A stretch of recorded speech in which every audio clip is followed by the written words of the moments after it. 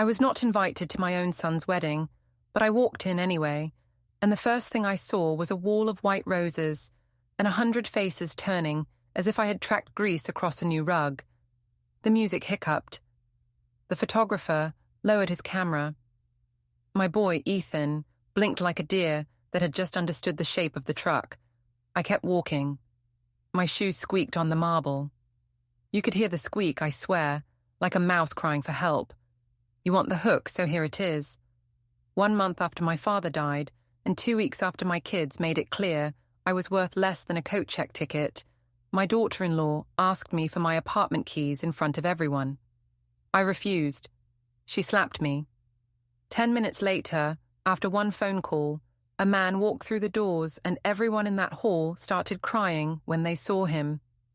And I smiled, because that was the first brick in the wall I meant to build around my children so high they would feel the shade for the rest of their lives. My name is Harold Dunn. Folks call me Harry. 62, retired building engineer, which is a fancy way of saying I kept old structures standing while their owners squeezed nickels until the buffalo begged for mercy.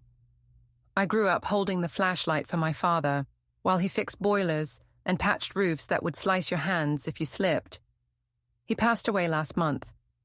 My brother walked away from the medical bills and said, "Do not involve me." He figured Dad left nothing but debt. I stayed quiet and let him enjoy his freedom.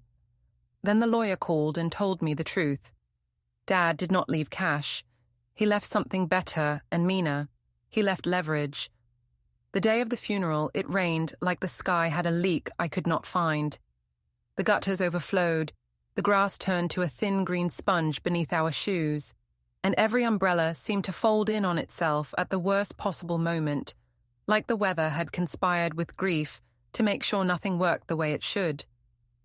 Ethan showed up late wearing a suit so tight it looked printed on, as if he had mistaken a funeral for a photo shoot, or had simply forgotten that human beings needed to breathe.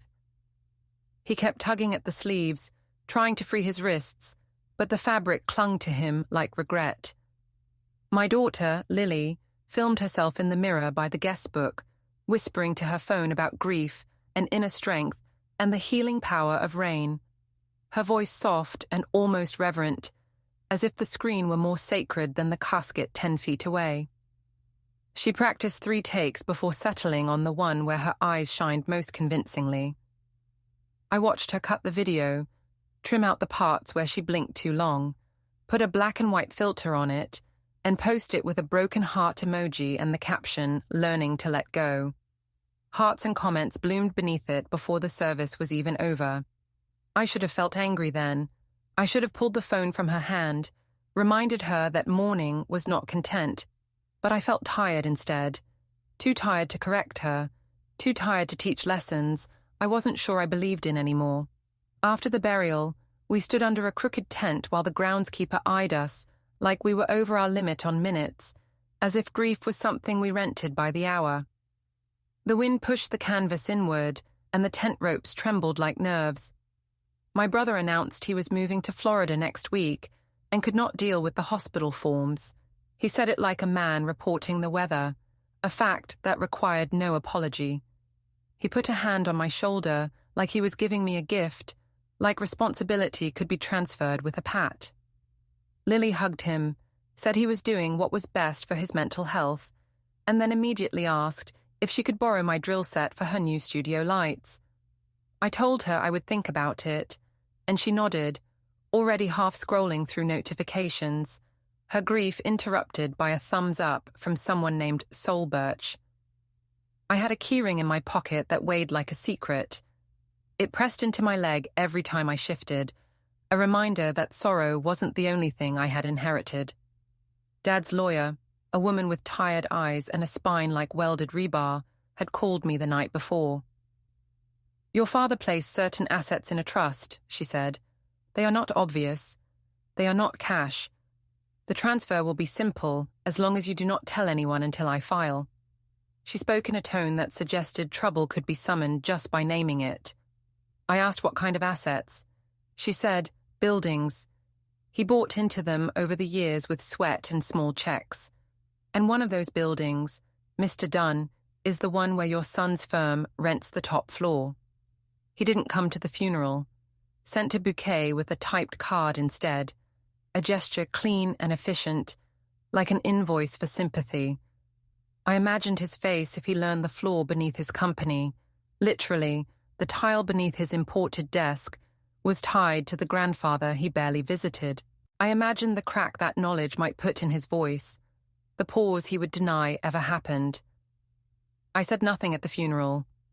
I put my hand on the coffin and said goodbye to a man who taught me to be patient with pipes and people because both will break if you rush them. I remembered the way he fixed things, silently, methodically, always with the confidence that every leak had a logic behind it. He never threw away a screw, a washer, a length of wire. He believed anything could be needed again, that life was a pattern of reuse. I used to think it was stubborn thrift. Now I see it was optimism, the belief that damage could always be repaired. When the others left, I stayed. The rain had eased into a cold drizzle, the kind that sneaks into your collar and settles there. The groundskeeper stood by the tractor, arms crossed, waiting for me to surrender the moment so he could level the ground and restore the cemetery to its planned symmetry. I nodded to him, not ready but done enough, and walked back toward the car. The keyring shifted again. I thought of the buildings, plural, and tried to picture my father, quiet and steady, signing paperwork in offices I never knew he visited. Sweat and small checks, she'd said, which meant time, which meant intent, which meant a life bigger than what I'd been allowed to see. I wondered who else knew. Maybe no one. Maybe that was the point. Maybe he had wanted to leave us something that required thought, something that wasn't easily spent, something you had to hold and maintain, like an oath or a valve. Something that would force us, me, my brother, my children, to remain connected by the simplest ugly truth. Property is responsibility disguised as fortune. I sat in the driver's seat and listened to the rain tap the roof like fingers asking entry. In the rearview mirror, I saw Lily in the distance, still holding her phone, her face framed in the glow. She had moved on to a second post, this one titled Grief Part 2, filmed with the cemetery in soft focus behind her. I wanted to tell her that grief had no parts, no aesthetic, no audience, that it lived in silence, not captions. But she was her own weather system, unpredictable and loud, and I no longer had the energy to explain storms to someone who preferred filters. I drove home with the weight of the keys reminding me of doors I hadn't opened yet. I thought of the lawyer's voice, of the quiet authority of her instructions, of the way she said not obvious, like she knew I would underestimate what was coming. My brother would vanish to Florida, my son would stay in his glass office in the sky, and Lily would keep recording her reflections until the world applauded her healing. And me? I would find out what kind of buildings a man buys when no one is looking. I would learn what shape a life takes when it is built in shadows, brick by unnoticed brick. At a red light, I turned the keys in my hand. They clinked together, a small metallic choir, each with its own story. Some were new and sharp-edged, others worn smooth by years of turning.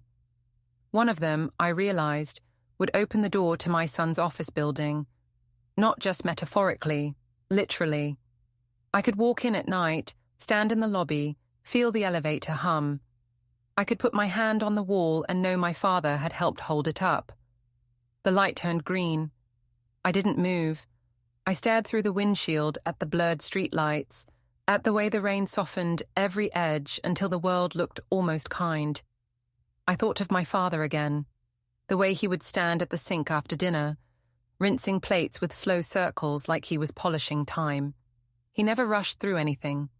Maybe that's why he never told us what he was building. Maybe he wanted us to slow down to find it. When the car behind me honked, I let go of the brake and eased forward.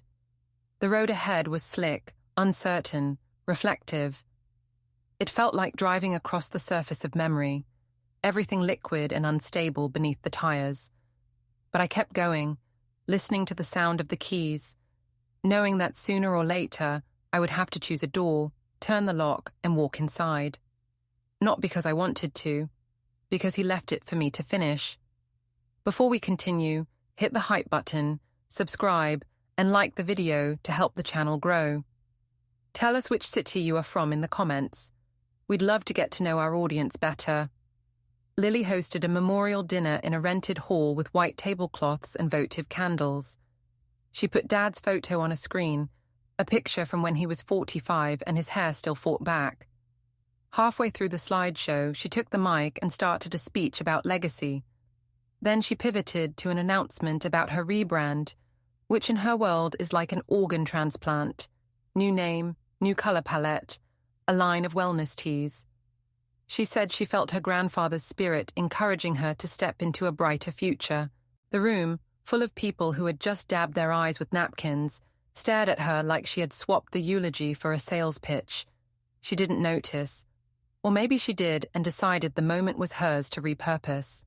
That was Lily. She believed any silence longer than 5 seconds was an invitation to reinvent herself. She spoke about Dad for a total of 93 seconds, and then she spoke about Lumen Lily, her new professional identity, for 12 minutes. I timed it because I needed something to do besides clench my jaw. She talked about her philosophy of radiant living, about her desire to honor the continuum of generational excellence by launching a subscription box of ethically sourced teas and scented affirmation cards. She said she had chosen the name because lilies grow from bulbs buried underground, just like we grow from the roots of our ancestors. No one asked her how many lilies die from overwatering. I thought about raising my hand. When the applause came, it always comes eventually, no matter how confused the hands feel. It was thin but polite. People tapped their forks against plates instead of clapping fully. Grief makes people soft, and Lily knew it. She hugged guests, collected compliments, and slipped business cards into hands that still smelled faintly of funeral lilies. Ethan kept checking his phone under the table. He had a wedding to finalize, he said. Venues had to be paid, vendors had to be courted. He told me the market was hot for office space, and he was expanding soon, maybe buying the building his company was in if the old owner ever budged. I nodded and ate my chicken with the kind of smile you use when you are watching someone try to sell you your own ladder. Ethan lived in a state of permanent negotiation. Even his condolences came with disclaimers. Sorry about your dad, he'd said earlier, but at least the timing isn't interfering with the investor dinner. That was Ethan, always half present, half calculating, always rehearsing the next pitch in his head. The next week, Vanessa invited me to a tasting. She is Ethan's fiancée. Tall, polished, an event planner who weaponizes manners. She had a talent for turning a yes into a knife. She fussed with menus while the chef watched her like a bee he did not want to swat. She looked at me the way you look at a wall that should be moved 6 inches to the left. Her clothes were the color of unripe pears. Her voice the tone people use when they're certain they are explaining something to a very old child. We need your keys after the wedding, she said, not looking up from her tablet. You know, to your apartment, so housekeeping can get in. I have no housekeeping, I said. But you will, she said. We're moving you to the basement unit in Ethan's building. It makes more sense for your situation. My situation, I said. You know, she said. Alone, retired, limited mobility. I could have laughed. Instead, I looked at Ethan, who pretended to be very concerned with the list of wines, as if the decision between a Pinot Noir and a Cabernet could save him. We will talk later, he said. We are talking now, I said. Vanessa smiled like a cat in a window. Harry, it will be easier if you accept it. We have a vision for our life. You are part of it, in a way, but you are not the center of it.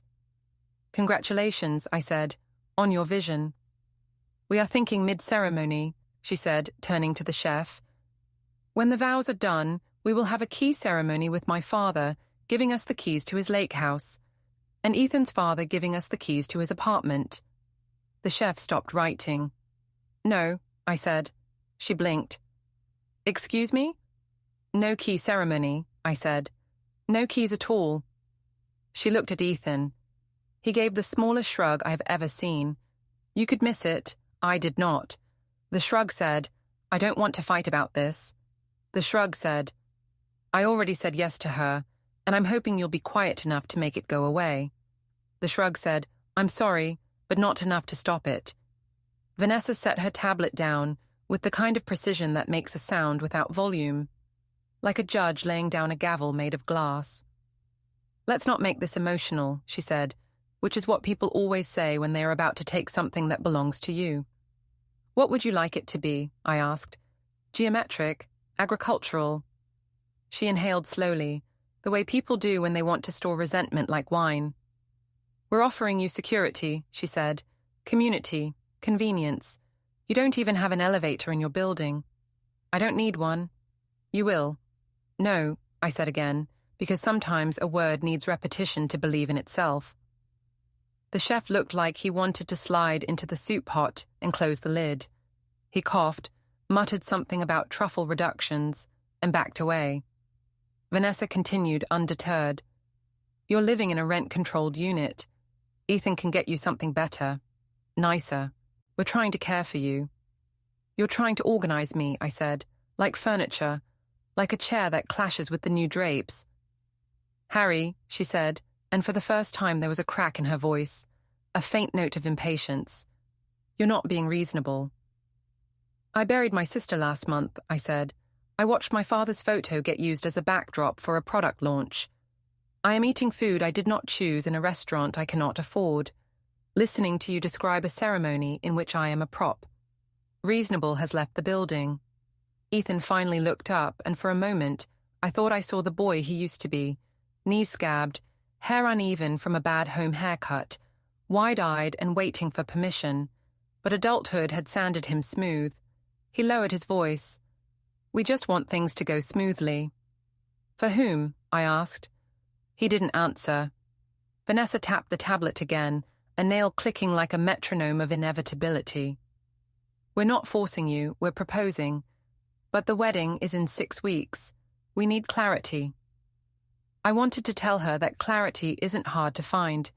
It just rarely gives the answer people want. I wanted to tell her that family is not a chessboard, and elders are not pawns you rearrange for aesthetic symmetry. I wanted to tell Ethan that the building he wanted to buy had held 3 generations of our family, and that basements are where you put things you'd rather not look at but can't quite throw away. Instead, I said, no, one more time, because I needed to hear it ring in the air, solid and whole. Vanessa closed the tablet. This is disappointing, she said. Yes, I said, it is. The tasting continued after that, because appearances must be maintained. She sampled a citrus-glazed salmon and declared it aspirational. Ethan nodded and pretended to understand what that meant. I sipped water and imagined handing them a key made of paper, one that dissolved in rain. Later, outside, Ethan walked me to my car. He said, she means well, as if intention were a currency I could spend on dignity. She means control, I said, and you're letting her use you as the delivery system. He didn't deny it. He just looked tired. The basement unit has new appliances, he said, as though stainless steel could disguise exile. I'm not moving. You might change your mind. I might grow wings, I said, but I wouldn't count on it. He exhaled. You don't make things easy. That's true, I said, but neither does being alive. He laughed once, without humor, the kind of laugh that dies before it reaches the teeth. I don't want to fight. You already have one, I said. You just don't want to admit you started it. We stood there, each waiting for the other to surrender a little more ground. Cars passed, indifferent. The world kept turning, uninterested in our family real estate politics. Dad would have understood, Ethan said finally. No, I said. Dad would have sold you the building and then kept living in the penthouse out of spite. That made him smile, a real one this time. Yeah, he said. Maybe. We parted with a handshake instead of a hug. That said enough. That night I went home and walked through every room of my apartment. I touched the banister, worn smooth by years of hands. I looked at the window, that still stuck in summer and rattled in winter. I opened the cupboard, where my father, decades ago, had hidden a flask behind the soup cans. I sat in his old chair, the one with the squeaking spring, and let the ghosts take attendance. They were all there, and none of them wanted to move to a basement. The next morning, Lily called to tell me she had secured a social media partnership with a mindfulness app. She said the dinner had been a launch pad of emotional resonance, and she was thinking of making memorial-branded tea blends. I told her I was busy. I didn't say with what. I had work to do, not on a move, but on a refusal, on a boundary that would not collapse under the weight of someone else's vision, on a key that would stay in my pocket as long as my hand could close around it. And when the wedding came, with its vows and vows adjacent, I would be there, not as a symbol, not as a plot point, but as a man who still owned his own front door. You want the wedding? Fine. It was held in a hotel that had been a bank in the 1920s, all marble and brass and a ceiling that made people whisper. I wore my best suit and fixed a crack in the vestibule molding on my way in because the staff had missed it and it annoyed me. The manager thanked me, then realized I was not crew and looked confused. The ceremony went as planned, vows that sounded like they had been written by a lifestyle app. Rings, kisses, applause that echoed off the glass ceiling like rain on a tin roof. Then Vanessa took the mic. She smiled at me. My name rolled out of her mouth like a challenge coin. Ethan's father is here today, she said. We are honored.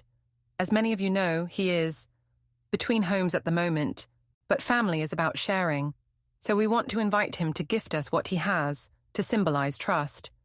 It got very quiet. 100 eyes slid toward me. I walked forward because I am not a man who hides behind chairs. Harry, she said, sweet as sugar on a blade, may we have your apartment keys? No, I said. She laughed like she thought this was a bit. You mean not yet? Or... Something in her face tightened. This is not how we rehearsed it, she said. We did not rehearse it, I said. She lifted her hand and slapped me across the face. I did not move. I did not touch my cheek. The sound bounced around the hall and landed on the floor like a piece of dropped silverware. Someone gasped. Someone said, "Oh God." Ethan's mouth opened and closed. Music tried to start and thought better of it. I took out my phone and made a call. One ring. A voice said, "On my way." I hung up. Vanessa was mid-lecture about respect when the doors opened and a man walked in. Thick shoulders, broken nose, grey hair cut short. Suit that did not quite fit his biceps. A white scar on his eyebrow like a check mark. People began to cry. Not because they were scared, because they knew him. His name is Marcus Calder, but everyone calls him Brick. Years ago, a building under renovation caught fire. Brick ran into the smoke twice and carried out a kid and the kid's mother. He worked the door at a club called The Anchor and spent nights breaking up fights with 2 fingers on a wrist and a voice that could melt bone. He does not drink. He does not boast. He helped me once when a tenant threatened me with a pipe. I had changed his mother's water heater on Christmas Eve. People remember things like that. He walked up the aisle like a man with time. He put a hand on my shoulder. Vanessa whispered to Ethan, who whispered back and looked a little sick. Brick said, "We good, Harry?" "We are now," I said. The hall shifted. The cameras went down. I looked at Vanessa. "You will never ask me for my keys again," I said. "You will never speak to me in public without respect. If you forget either rule, you will learn something about yourself you will not enjoy." "And what is that?" she said, lifting her chin. "That the ceiling you think you are climbing toward is a floor I own," I said. The reception broke into clusters like ice in a spring river. People want to be near the story, but not inside it. I left early. I had work. Revenge is a household project. You do not get it done in one weekend. You route cables. You trace old circuits. You map where the water comes in and where it gets stuck. If you do it right, when you flip the switch, the whole place lights up. I went home, sat at my kitchen table, and made a list, not of names, of habits.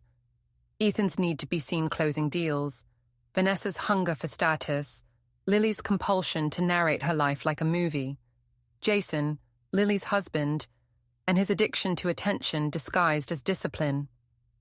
I did not need to hack phones or steal documents. I did not need a detective.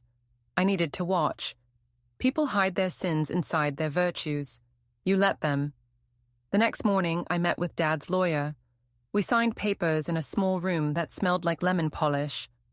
The trust transferred the majority share of 3 mixed-use buildings on the west side to me. One was nothing much. One was a headache. The third was a polite little monster with marble bones and a roof that had outlived 2 owners. Ethan's firm rented the penthouse. His lease had a renewal clause that would make a saint bite his tongue.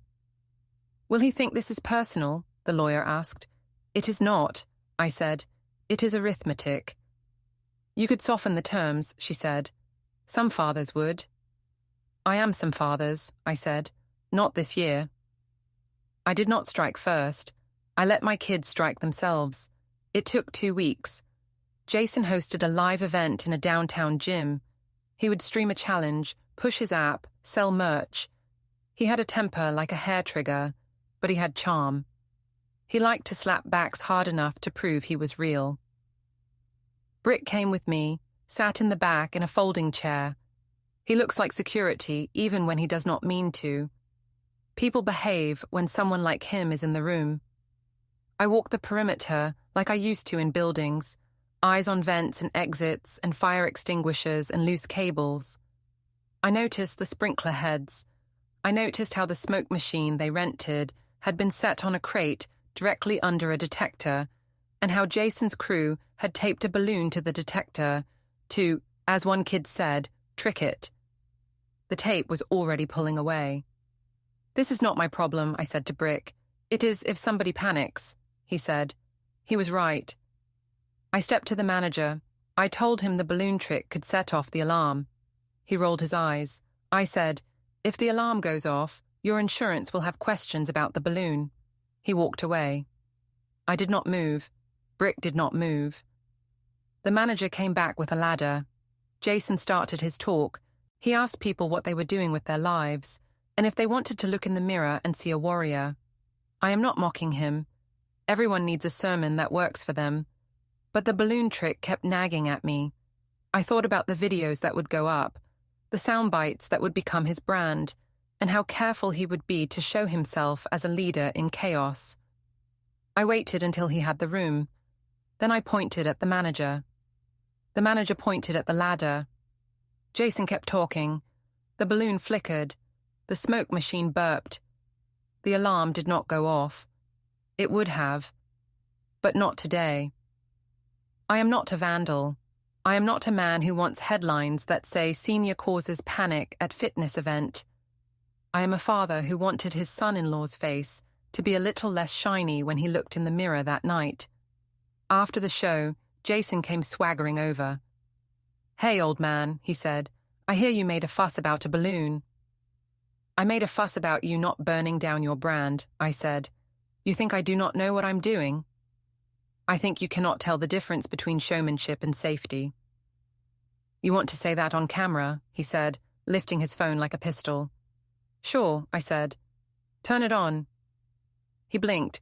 Brick shifted in his chair. Jason lowered the phone. He was a bully in good lighting. Brick's presence cast a shadow, and bullies hate weather. Ethan called and suggested a lunch at a steakhouse where the tables are so heavy the waiters must be powerlifters. He opened like a salesman on a timer. "We are all a little tense," he said. "Vanessa feels disrespected." "I feel slapped," I said. "She apologized," he said. "She posted a story about boundaries," I said. "That was not about you." "Everything she posts is about someone," I said. He sighed and cut his steak like it owed him money. There is another matter. Our lease is up in 90 days. We need to renew. We will, I said, at market rate. You know the old rate. We were promised an extension. By the old owner, I said.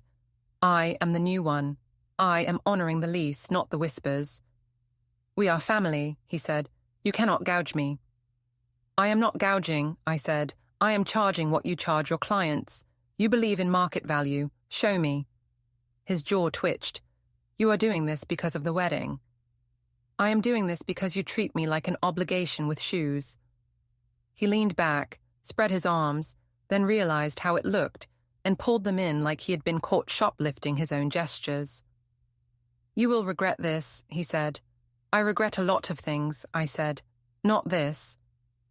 Lily posted a video about toxic elders. She never used names, she used mood. It did numbers. She filmed in a rented kitchen with a pile of peaches on the counter and a vase of peonies that a florist had to wrestle to make that shape. She talked about setting boundaries with family members who drain your energy. She did not mention that she had my old tool chest in her garage because she said it gave her content cred. I made coffee and watched a storm build over the river like muscle. Vendor invoices, the court calendar for housing court. I am not putting anyone in prison. That is a cliché and also lazy. But I can remind my children of the thinness of the ice under their skates. Brick and I walked the third building, the polite monster. It had a lobby of green marble and a smell of old paper and perfume.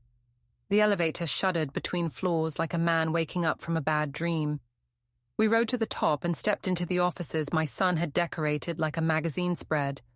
White desks, glass walls, a view that turned his voice softer when he was nervous. His receptionist tried to stop me. I smiled and handed her a copy of the transfer documents. She scanned the names like a student faking comprehension. She called a manager. The manager looked at Brick and decided today was not a good day to flex. Ethan is out, the manager said. Can I take a message? Tell him to bring a pen on Monday, I said. He will need it. Monday came and my son arrived with a lawyer who looked 12 and a cologne you could taste. We sat at a glass table that I would never trust with a heavy box. I presented the new lease. Fair rate, favorable terms for a tenant who pays on time, harsh penalties for one who does not. My son read, huffed, asked for 30% off, asked for 6 months free, asked for an exception because of family. He brought up my health. He brought up my loneliness. He brought up duty. I brought up arithmetic. You cannot do this, he said finally. I can, I said, and I am. You will destroy my business. You have 90 days, I said. That is almost a season. Plant something. See if it grows. He stood. You are not a father. You are a landlord. Today I am both, I said, and I am good at one of them. He left. The young lawyer gathered papers, cheeks hot, and did not look at me. I do not enjoy making young men feel small, but I have no patience for arrogance on stilts. When you pressure people, their choices become loud. Ethan doubled down. He threw a party for investors in a rooftop bar and delivered a speech about elevation. He took a photo with the skyline behind him and said the future belongs to those who seize height. The caption did well. The next morning, his office manager informed me their rent would be late. That was choice number 1. Lily pivoted her brand to elder care awareness. She sold a self-care kit with a journal and a candle called Boundaries. She filmed a video about how she had to step away from certain family members for her mental health. The comments were full of hearts. In the background of the video, if you paused at the right frame, you could see my old level leaning against a wall. People in the comments thought it was a vintage prop. That was choice number 2. Jason signed a deal with a supplement company after sending them a deck full of graphs with no baselines.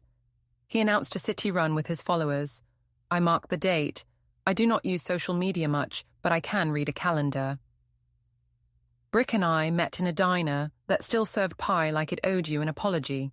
He ate eggs and never took his eyes off the door. I told him I did not want to break the law, not even a little. He said I did not have to. People like Ethan and Lily break themselves. You just have to stop cushioning the fall. How far are you going with this, Harry? He asked. As far as they would have gone with me, I said. Then one more step. The city run turned into a small parade of breath and plastic water cups. Jason wanted footage of himself powering through adversity. He had a cameraman on a scooter.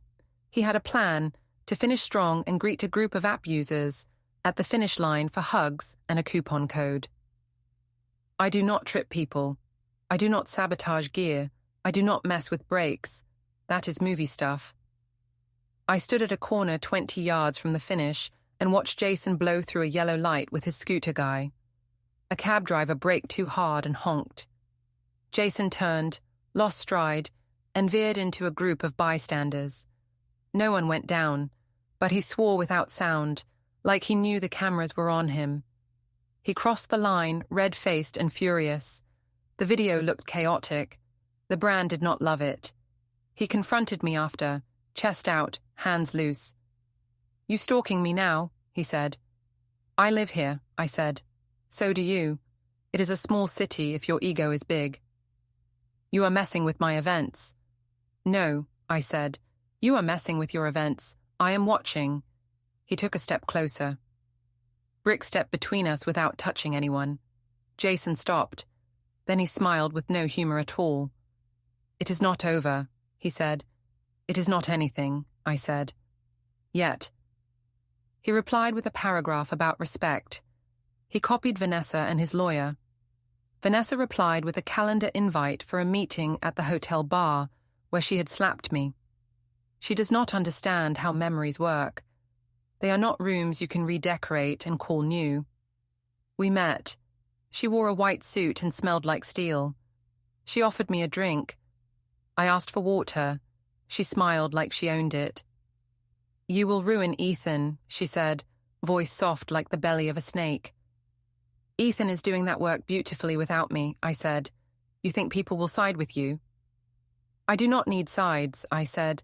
I need numbers. She leaned forward. You are alone, Harry. You think that makes you dangerous. It makes you weak.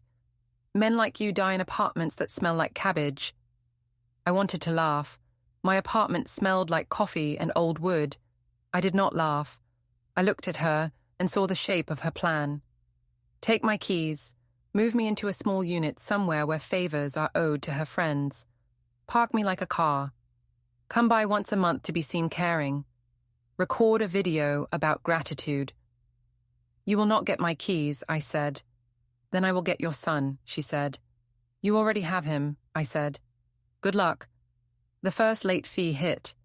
Ethan cursed my name and sent a text saying he would remember this when the wheel turned.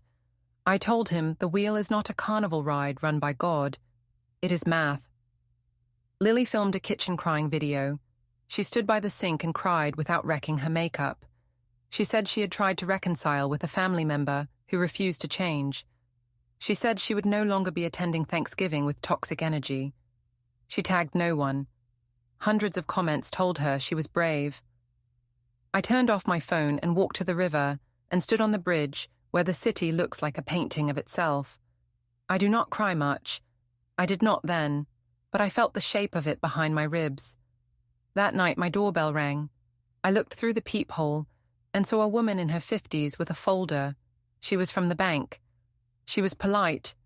She asked if I knew my name was on a loan application for a line of credit for Ethan's company. No, I said. I did not. She nodded like she had anticipated this answer. She showed me a copy. My signature was there, sort of. It looked like my hand did when I was 19 and trying to sign a lease for the first time and was scared of the pen. I did not sign this, I said. We will follow up, she said. She did not call it fraud. She did not call me a victim. She thanked me for my time and left. I sat at the table and stared at the paper. I could go to the police. I could call a lawyer. I did neither. If I pulled that thread, the sweater would unravel in a public way that would take control out of my hands. and I am a man who likes control when it comes to my children. I took a picture of the document with my phone and sent it to my lawyer with a question. She called me 10 minutes later and said the bank would not move without more evidence. She advised caution. I said I was done being cautious and not for the reason she thought.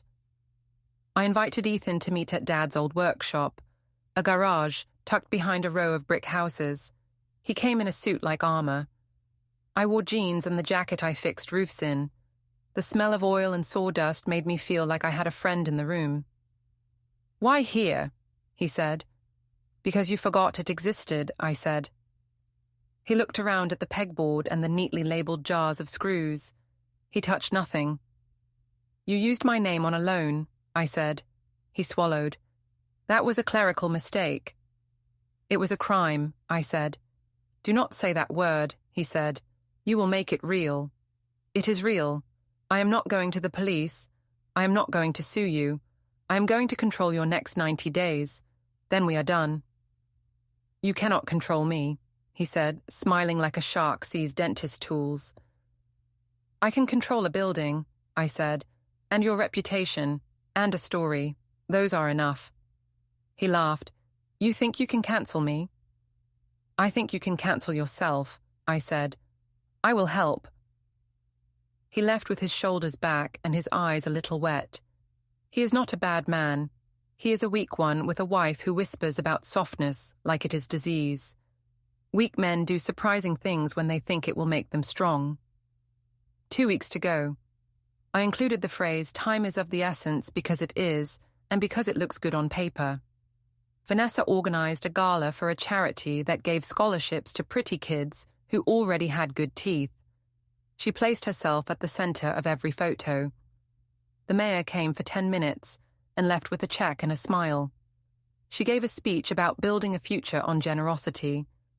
I watched from the back with Brick and thought about foundations and how many houses collapse not because the walls are weak, but because the footings are shallow. Lily announced a new series about surviving narcissists.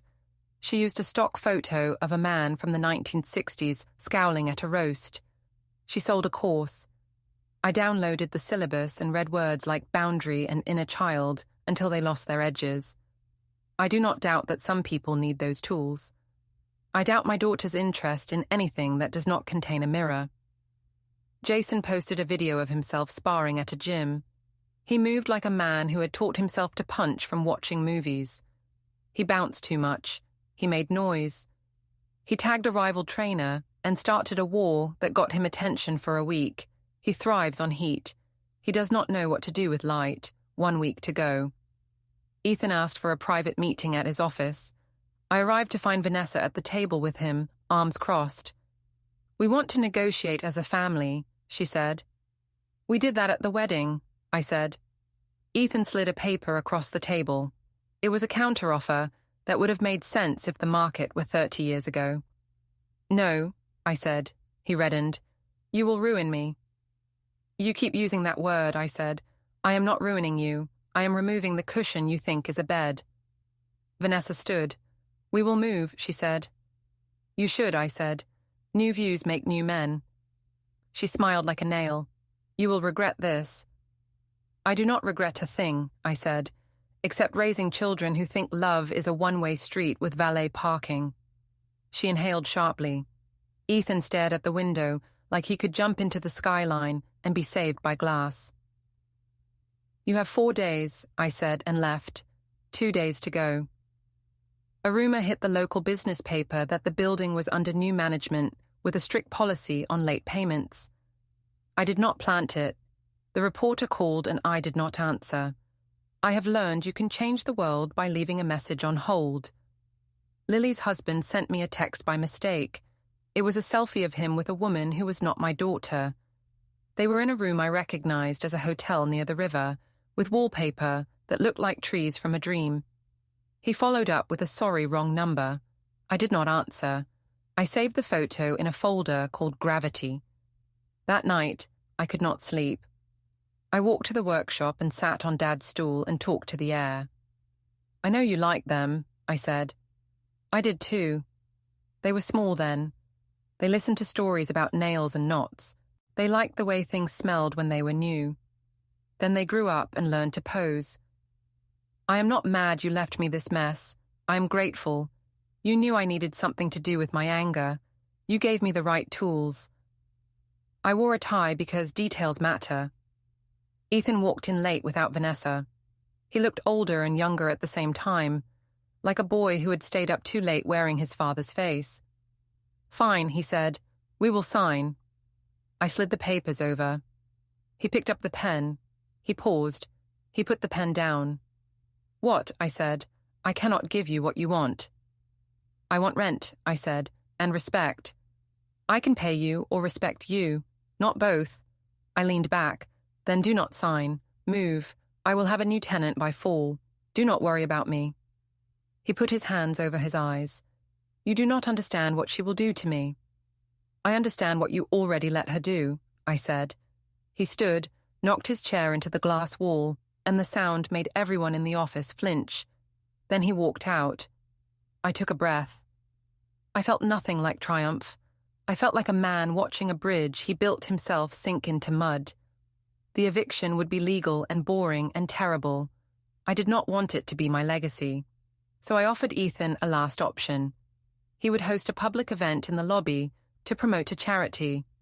He would use it to apologize to me for the wedding. He would pay his first month at the new rate in public. In return, I would give him a one-time discount that would keep him solvent. He could take it or leave it. Vanessa called me within an hour. He will not grovel for you, she said. Then he will leave, I said. We will fight you. In court, I said. The place where I brought papers and you brought ceremony. Silence. Then a click. Lily found the photo. I do not know how. Maybe Jason is as sloppy with his phone as he is with his footwork. She called me, voice high and thin. Did you know? She said. I learned when you did, I said. He says it was a mistake. Most mistakes have shoes, I said. She cried for real then, no camera. I cannot handle this. You can, I said, but you will not like who you are on the other side. What do I do? Stop filming, I said. Start looking. She hung up. An hour later, she posted a video about privacy and betrayal and how she was stepping back to heal. She said nothing about me. I said nothing about her. We moved like boxers who respect each other's power and hate each other's faces. The lobby event arrived. Ethan stood at a podium with an arrangement of flowers that looked like a small tree had been murdered. He thanked everyone for coming. He thanked his investors. He thanked the building for having a lobby. He did not thank me. He reached the part where he was supposed to turn to me and apologize and make his payment. He swallowed. He looked at the crowd. He looked at the cameras. He looked at me. He did not do it. Last chance, I said, quiet. He shook his head. Then this is the part where I ruin you, I said, louder. I pressed a button on a small remote. A screen descended behind him. A video started, not a montage of humiliation, a timeline, dates, emails, late notices, polite replies that were not honored. A copy of the loan application with my name wobbling like a drunk signature. I never said the word fraud. I did not have to. People can smell it. Vanessa lunged for the power strip like a raccoon going for a trash can. Brick stepped in front of it without touching her. She stopped. People filmed. You cannot stop that tide. Ethan turned toward me with an expression I have seen on men who just learned the hole they dug is now a well. Sign or move, I said. He signed. He paid. The crowd applauded.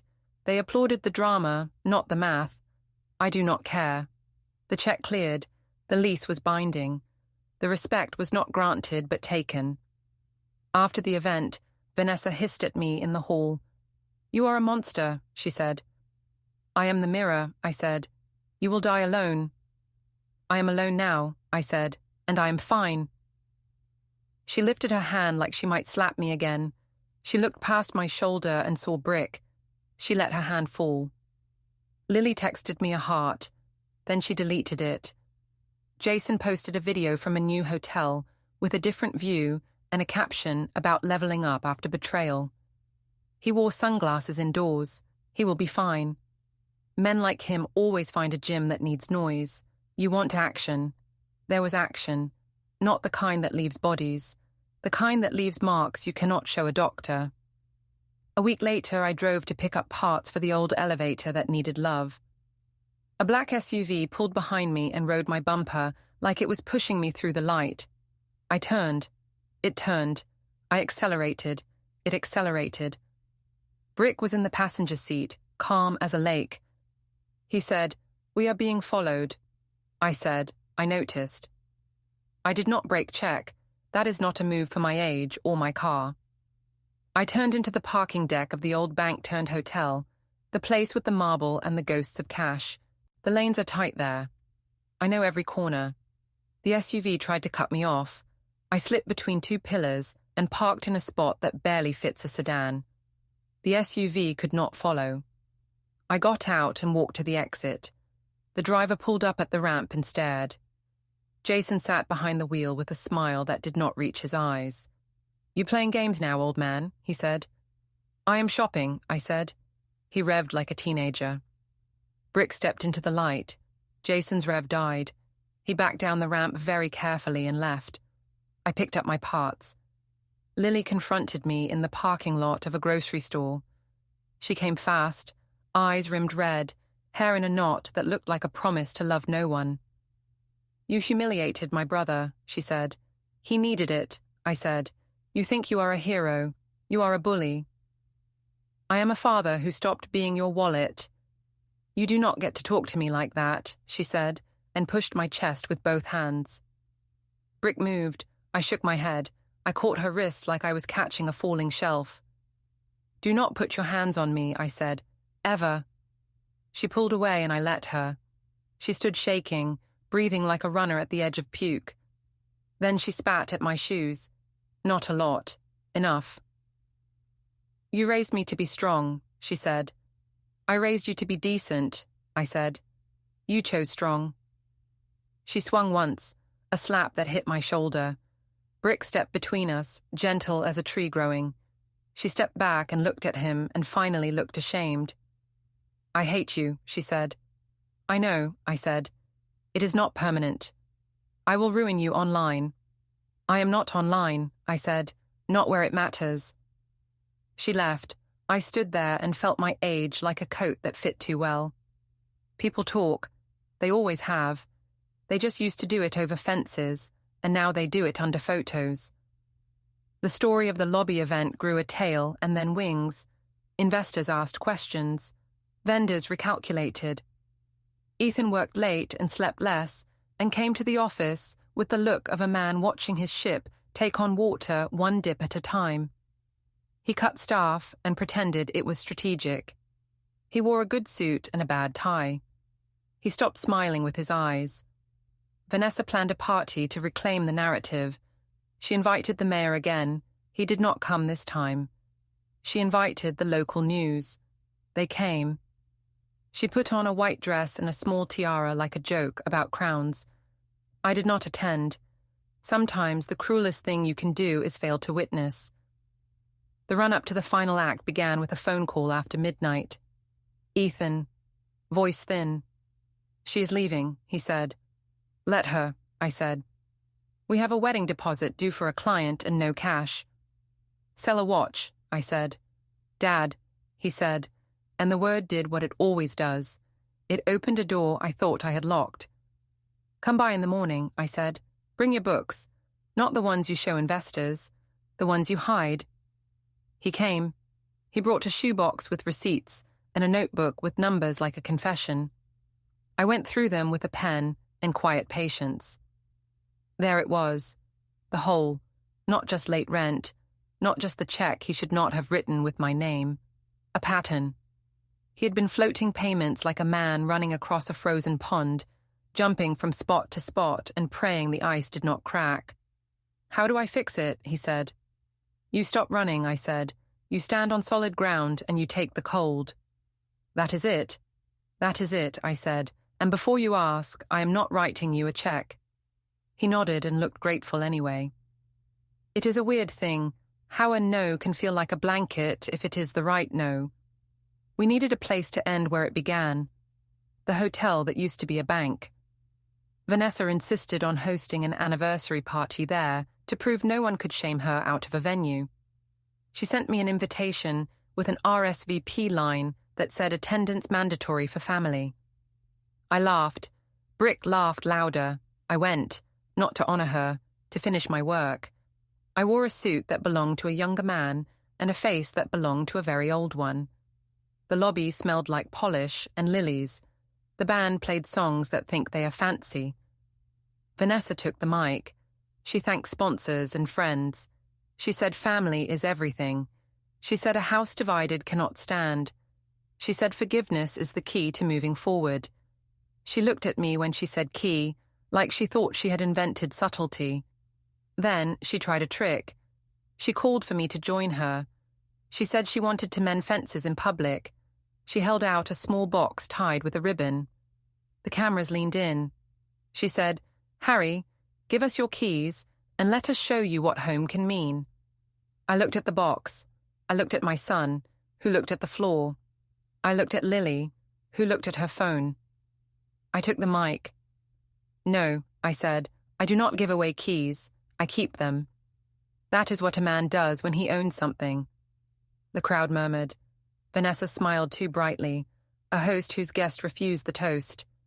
She reached for my hand and I let her take it. Then she squeezed hard and whispered, "You will die small." "Maybe," I said, "but watch how big I am first." I let go of her hand and held up my phone. The screen behind us woke and showed a clip. Not pain porn, not a takedown. A moment from the wedding.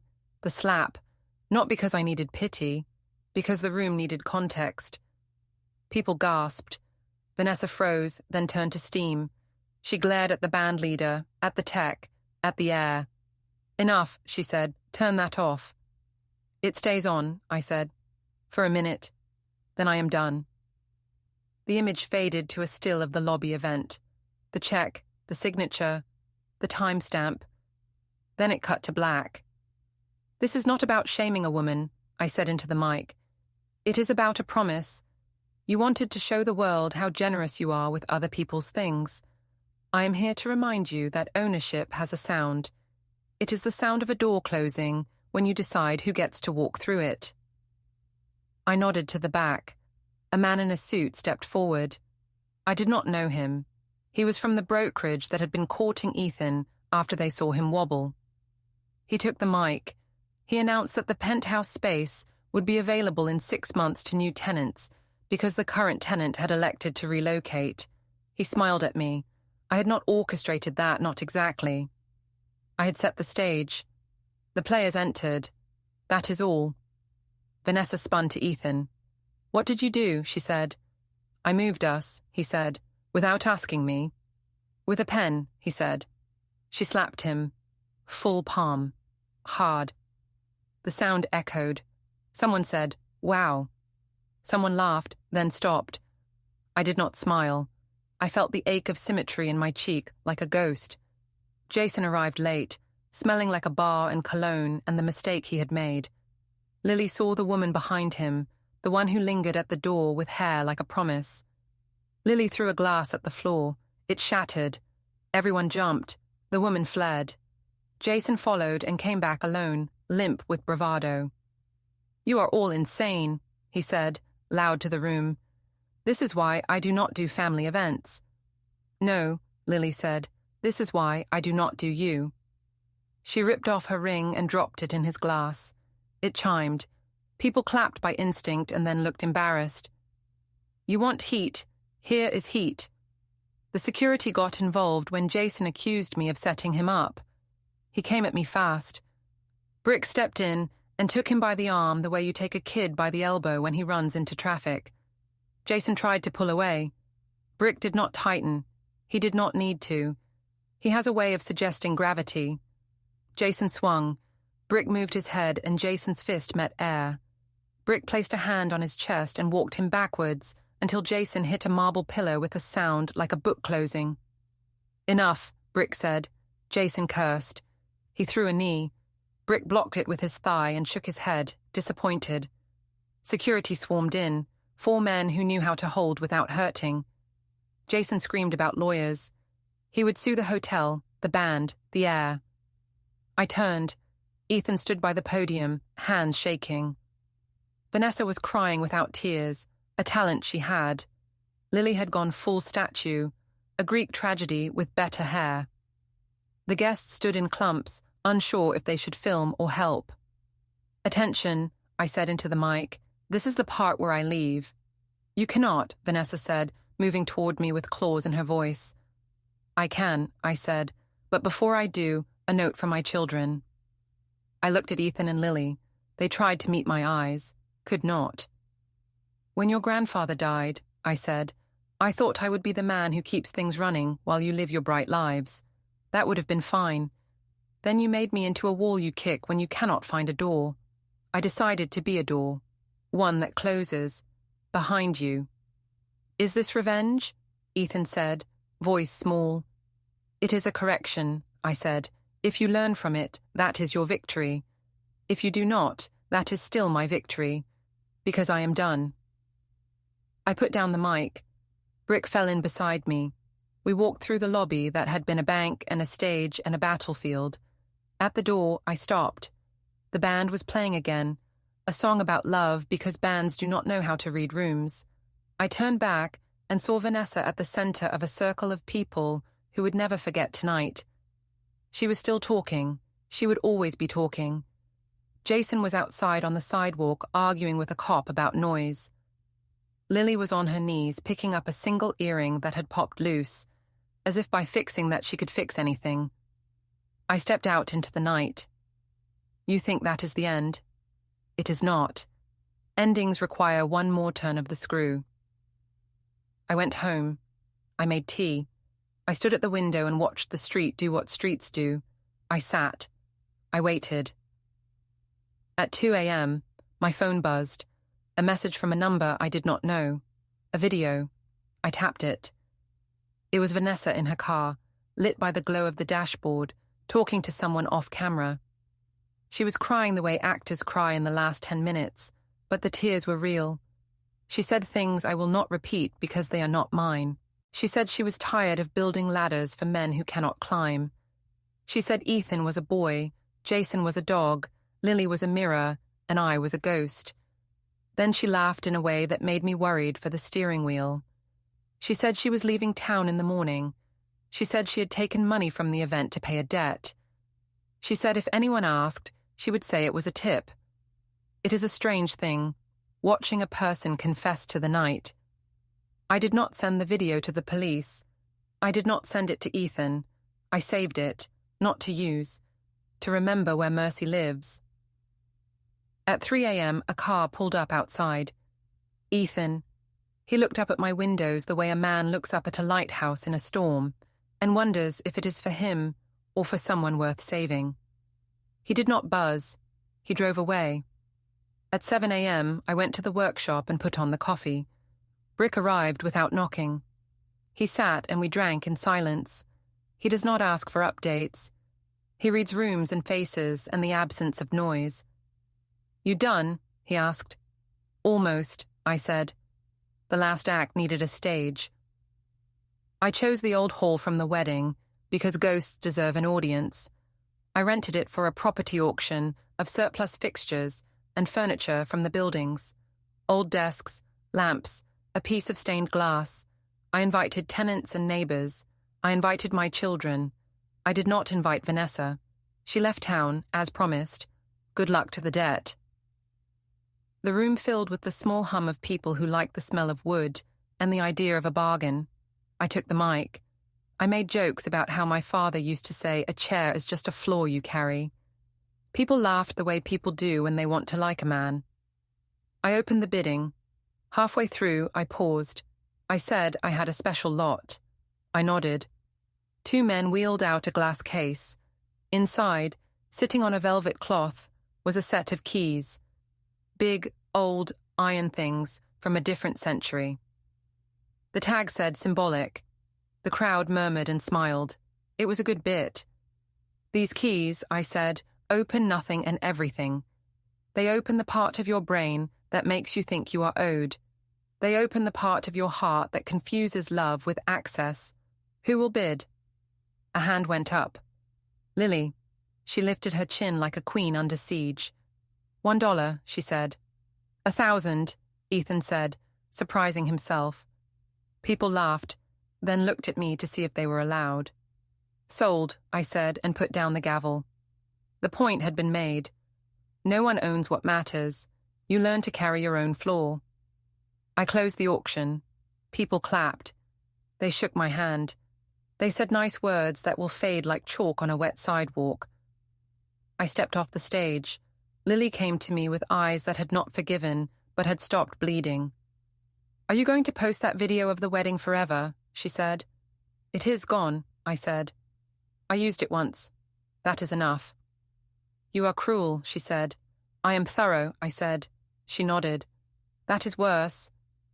Ethan approached, hands empty, face clean. I moved out, he said. We signed the new lease at the other place. Smaller, cheaper. We will survive. You might, I said, if you stop trying to look taller than you are. He looked at Lily. She looked back. Something like a truce trembled between them and sat down. Vanessa took money, he said quietly, from the event. I know, I said. What should I do? Nothing, I said. Let the story tell itself. It always does. He swallowed. Do you hate me? I hate what you chose, I said. I love you anyway. That is my curse. He nodded like a man receiving a sentence he expected. We were almost done. The last scene wrote itself. Jason arrived late, again, because that is his skill. He was loud, again, because silence is a language he never learned. He pushed past people and stood in front of me, as if the room were empty. You think you beat me, he said. I do not think about you, I said. You ruined my marriage. You dug that hole with your own hands, I said. I took away the shovel. He swung. I will give him that. He committed. I turned my head and the fist went past and his balance went with it. He stumbled into the glass case. It tipped. People shouted. Brick moved in 2 steps and caught it, and set it down with a grace that made the room go quiet. Jason gathered himself and looked around and saw what I had hoped he would. 100 people, most of them strangers, watching him like a show they had not paid for. Get out, I said. He laughed. Make me. No, I said. Watch me. I snapped my fingers. It was a stupid gesture, but it felt right.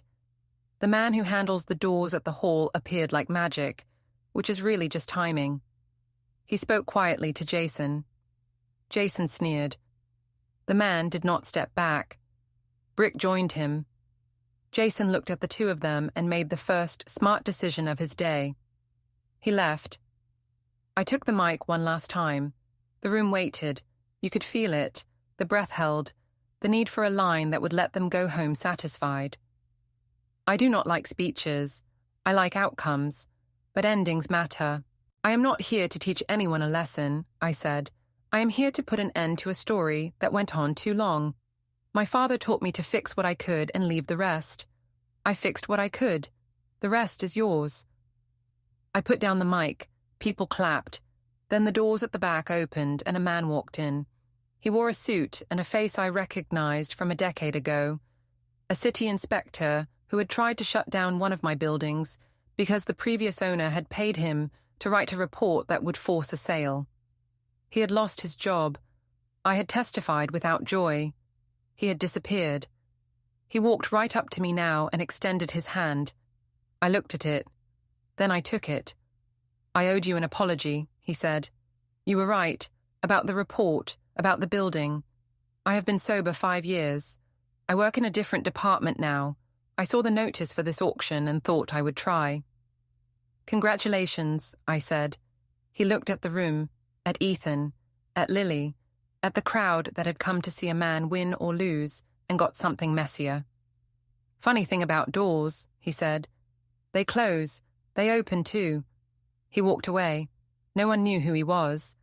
The moment felt like a coin tossed in a fountain. You do not need to see where it lands to know the wish was made. Time to end, not fade. End. I gathered my jacket. Brick took one last look around like a bouncer saying goodnight to a bar he loved, even when it did not deserve love. We walked to the doors. Ethan and Lily stood near the aisle, side by side. They did not reach for me. I did not reach for them. That is not how this ends. "One question," Ethan said. "Are we done?" "Yes," I said. "What does that mean?" Lily said. "It means I will not help you and I will not hurt you. It means you are on your own. It means if you come for my house again, you will leave with teeth marks. It means I am free." They nodded like people nod when they hear a sentence in a language they nearly understand. I walked out. The hall behind me erupted in fresh noise, a bubble of voices. A car horn honked outside. The city kept doing what it does, indifferent and honest. On the sidewalk, Vanessa appeared from around the corner, suitcase rolling, hair perfect. She had come back for one more look, or to collect a coat, or to stare at the place that had not fallen when she pushed. She stopped when she saw me. We stood 5 feet apart, like chess pieces that had wandered off the board. "You win," she said. "There is no prize," I said. She laughed. "You think this is over?" "It is for me," I said. She stepped closer.